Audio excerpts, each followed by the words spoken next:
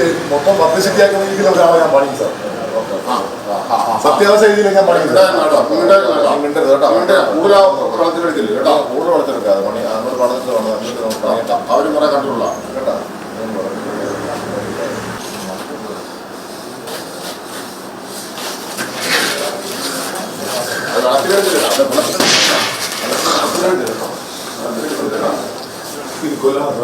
ഇനി സാർ ഇറങ്ങല്ലേ, ഇനി ഇറക്കി ഞാൻ പെട്രോൾ കൊണ്ട് ഈ സ്റ്റേഷനിൽ വന്ന് ഞാൻ കത്തുന്നേ കത്ത്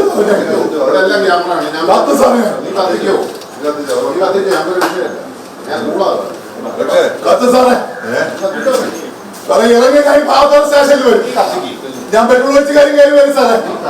ഞാൻ ഒറ്റയ്ക്കല്ലേ ചാവും, ഒറ്റയ്ക്ക് ഞാൻ ചാവൂല. ഞാൻ പോലീസുകാരെ കൊണ്ടേ പോകൂ.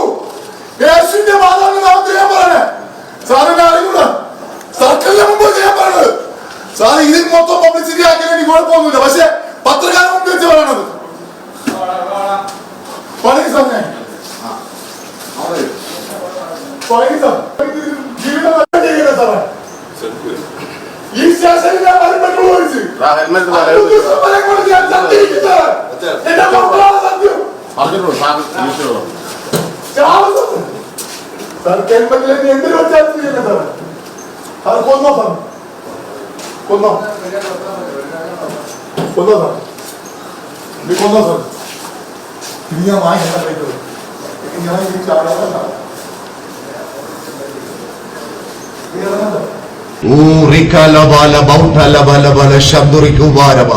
യേശുവിന്റെ നാമത്തില് ഇപ്പോൾ തന്നെ നിന്നെ വിടുവിക്കുവാൻ ശക്തനായവൻ യേശുവിന്റെ നാമത്തില്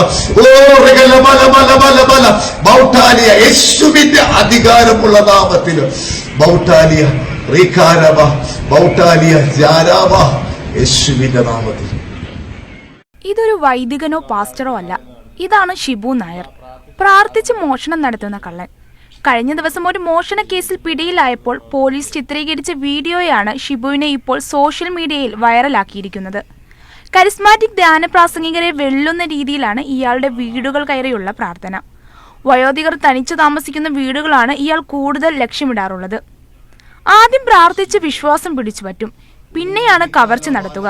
ധ്യാനപ്രാസംഗികരുടെ ഭാഷാശൈലിയും ചില ശബ്ദങ്ങളും മാത്രമല്ല, അംഗവിക്ഷേപങ്ങൾ വരെ അതേപടി അനുകരിക്കുന്നതിൽ ഇയാൾ വിദഗ്ധനാണ്.